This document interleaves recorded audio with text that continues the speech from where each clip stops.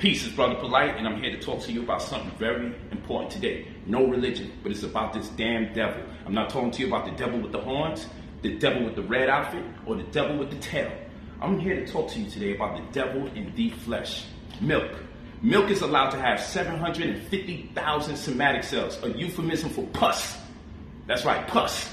It's allowed to have 24,000 live bacteria before the Food and Drug Administration takes it off the shelf. That's bad bacteria, not the good bacteria. And it's also pasteurized, a process in which they use radiation to prolong the shelf life of the food. Now, this pasteurization process that prolongs the shelf life of the food incurs the stress of cancer.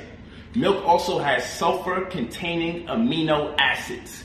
This sulfur-containing amino acids throws off the pH of the human body. Meaning if you worked in a warehouse and it was 100 degrees outside and you had no AC, it would be hard to do your job. If you worked in a warehouse and it was below 5 degrees and there was no heat, it'd be hard to do your job. So when you go into the human body, what I want you to realize is, just think about Pac-Man, boom. Okay? And this would be the area that you call the substrate. The substrate. And this would be your lactase. When you see the suffix, it means it's an enzyme. And then this would be your lactose. But keep in mind that it would be doubled. So let's say this is your lactose, right? Now, what I want you to understand, right?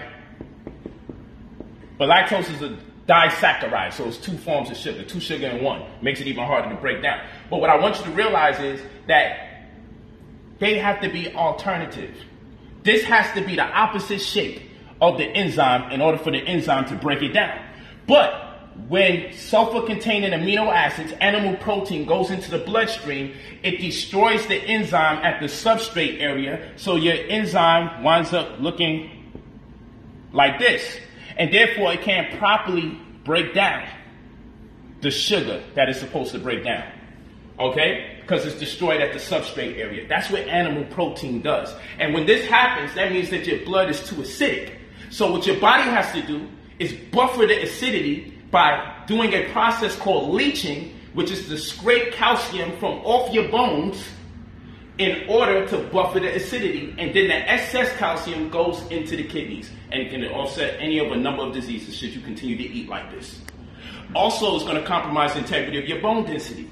And please keep in mind, if you're going to drink milk because you need the calcium, be aware that there's no magnesium and company in it, and you need a 1-to-1 ratio between calcium and magnesium, because if you don't, the calcium is going to tear away at your bones, and in turn, especially for women, you're going to wind up having osteoporosis, and then the next thing to go is going to be bone conduction, loss of hearing, because you're going to wind up losing your hearing after you lose your bone density, because you hear by way of your bones. That's why in the middle ear you have your incus malleus and stapes in the middle ear, and in the inner ear you have your cochlea, which has hair suspended by it, and the vibration from the incus malleus and stapes, the ossicles, causes the hairs in the cochlea to maneuver based on those vibrations to transmit messages and understanding for you. But that's a whole nother conversation for another time. I want to talk to you about the good milk, so-called. The alleged good milk from Whole Foods. And look at this, it's 40% more calcium. First of all, the problem is, the only reason this is 40% more calcium is because it's fortified. How do we know that it's fortified? Because when we go to the back, we're going to find out that they have, cane sugar, that's going to raise my glycemic index, my blood sugar levels, 2 hours after the time I consume this. But natural flavors, when we see natural flavors, this is a problem, people. If you're vegan and you see natural flavors on your product, understand that when you look up the Food and Drug Administration standard for natural flavors, it is all inclusive of, but not limited to, about 30 different things.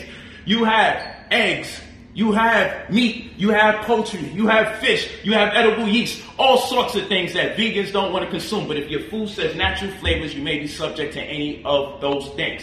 The reason why it's natural flavors is because that means the product is processed. And if it's processed, that means that it's fortified. They add nutrients to it. And if it's fortified and they add nutrients to it, then it raises the level of estrogen, just like this pus milk right here in the dairy brand. So what's the sense of escaping dairy if you wind up in the same situation? Because when estrogen levels are raised, that precipitates fibroids.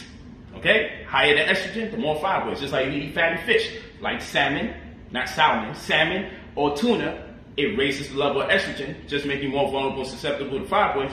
Brothers and sisters in the black Muslim organizations, stop talking about milk as food for the gods, especially when you got black women in there that's leading the world in fibroids. Let's move forward. So I also want you to keep in mind that since this has natural flavors added to it, that means that it's processed, and that means that what? They have put preservatives in this milk so they can prolong the shelf life. They ain't pasteurized it, it's not like this. So they put preservatives in there, and the preservatives compromise the taste. So you have to put the natural flavors in there to compensate for the loss of taste since they put the preservatives in there.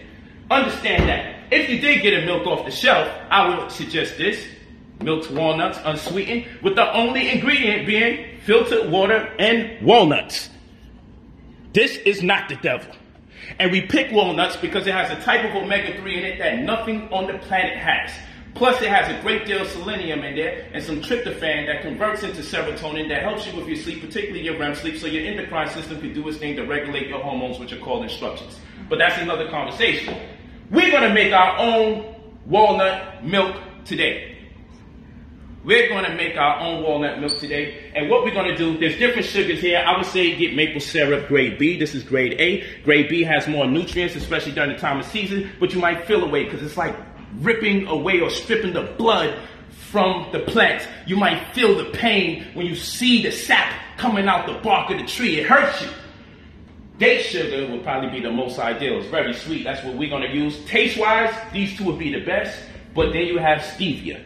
Okay? Stevia is pretty dope. Now, understand that when we make this milk, it won't have no emulsifiers. Emulsifiers are very tricky because it's the thing that makes sure that the ingredients are not sitting at the bottom or all in water. It's not having a problem being mixed together. So they put emulsifiers in there. But the emulsifiers that's in your healthy milk, they give it the milky consistency, tears away at the gut, can even create leaky gut, make you feel bloated, give you diarrhea, all sorts of craziness. And it also makes you feel depressed because now the good bacteria are in disarray. Remember, your gut is connected to your brain. So what we're going to do, we're going to add water.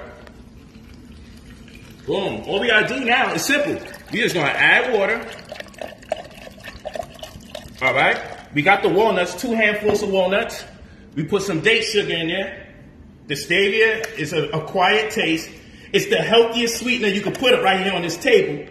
However, you ain't gonna really like the taste, so I'm gonna keep it a buck with you. Let's go with the date sugar and let's blend away. Right? And then what's gonna happen is, I did that very fast. I would traditionally take a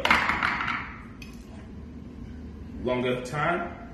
It works better with socks, but my wife said do not be ghetto. This will work better with socks. It strains it better. Not worn socks. Just get some tube socks that's not colored, okay? Just get some 100% cotton tube socks, all right?